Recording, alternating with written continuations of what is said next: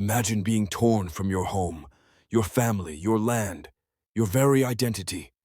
Imagine being shackled in iron chains while the salty air of the ocean stings your wounds. Imagine stepping onto a wooden ship, not knowing that it would soon become your floating grave. This was the Middle Passage, the darkest journey in human history. The slave ships of the Atlantic were not vessels of commerce. They were floating coffins, ghost ships that carried the cries of millions of stolen souls. Africans who were kidnapped, traded, and sold like objects. Their humanity stripped, their dignity, crushed their bodies, chained together in suffocating darkness. The captains of these ships treated human beings as cargo. Each person was given less space than a coffin forced to lie down, shoulder to shoulder, row after row, packed into the belly of the ship. Men, women, and even children, chained together, unable to move, unable to breathe. The stench of sweat, blood, and disease filled the air. Rats crawled over the weak flies gathered on wounds. The air was thick with death itself. Days turned into weeks, weeks into months. The screams of the suffering were swallowed by the crashing waves. Many begged for death. Some threw themselves overboard, hoping the sea would be kinder than their captors. But even then, iron shackles dragged them down into the deep. Many bodies never saw the shore. Their ghosts remain in the waters of the Atlantic disease. Spread like wildfire, smallpox, dysentery. Fevers tore through the captives. The weak and sick were thrown overboard, without prayer, without burial, tossed like garbage into the ocean. Their bodies became food for the sharks that followed the ships. Sharks that learned to trail behind the slave ships, for months knowing they would always be fed. For every 100 who boarded these ships, dozens never survived. The Middle Passage claimed the lives of millions, turning the ocean into a graveyard. The waves carried whispers of their pain. The sea foam carried the tears of mothers who died with their children chained to their side. These ships sailed, but they were never truly alive. They were ghost ships, haunted by the souls of those who perished within. And yet, for those who survived, survival was not freedom. It was only the beginning of another nightmare. Auction blocks, whips, plantations. Their chains changed form, but their suffering never ended. The Middle Passage was only the door through which an empire of cruelty was built. But history tried to silence their screams. The records counted them as numbers, as property, as lost cargo. Yet behind every number was a name, a face, a family, a story, a life stolen and never returned. These ships may have been built of wood and iron, but what they carried was far heavier. They carried the broken dreams of an entire people. The ghost ships of the Middle Passage still sail today in memory, in the cries of descendants, in the silence of oceans that once ran red with blood. Every wave is a whisper, every storm is a scream, and every shipwreck is a reminder that the sea has not forgotten.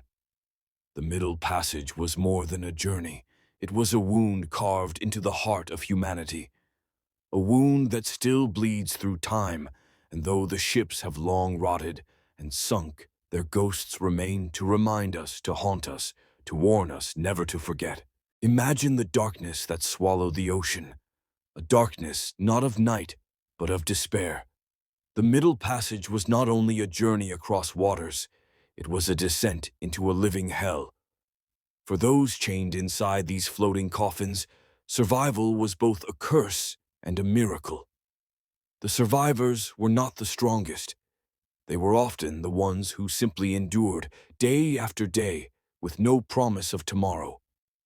They lay shoulder to shoulder, unable to move for weeks. Each breath they took was poisoned by the stench of blood, vomit, and disease. Many survived only because the person beside them did not.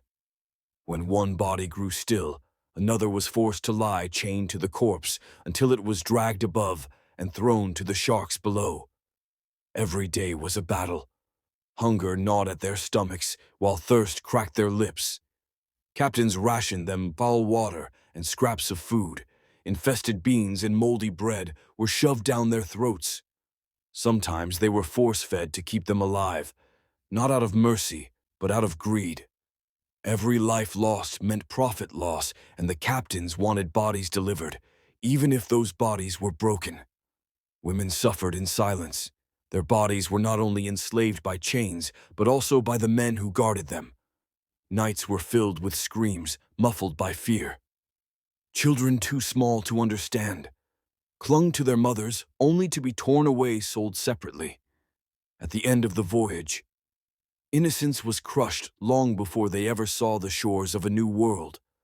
On deck, the captives were forced to exercise, their chains clinking, as they were driven to dance or march under the whip. It was not for health, but to keep them alive long enough to be sold. Those who stumbled were beaten. Those who resisted were tortured. The deck became a theater of pain, while the ocean watched with endless indifference. Yet even in this abyss, they carried fragments of who they once were. In hushed voices, they whispered songs from home, melodies of Africa. Soft and trembling, filled the darkness. Songs that spoke of ancestors, rivers, fields, and freedom. They whispered prayers in languages their captors did not understand. A mother humming to her child, a man chanting a warrior song. Even in chains they clung to memory. For memory was the last thing that could not be stolen.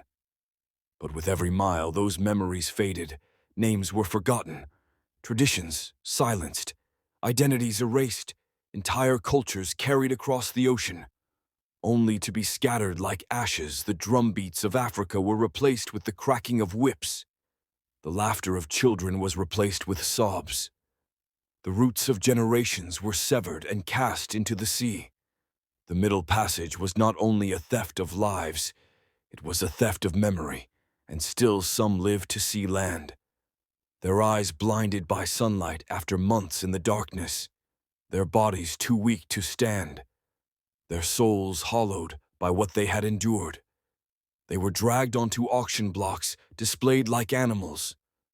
Families torn apart once again. Brothers sold to one master, sisters to another. A mother, watching her child, pulled away, screaming. These survivors were not free. Their survival was only the beginning of another life of chains. The ghost ships may have reached their ports, but they never truly arrived.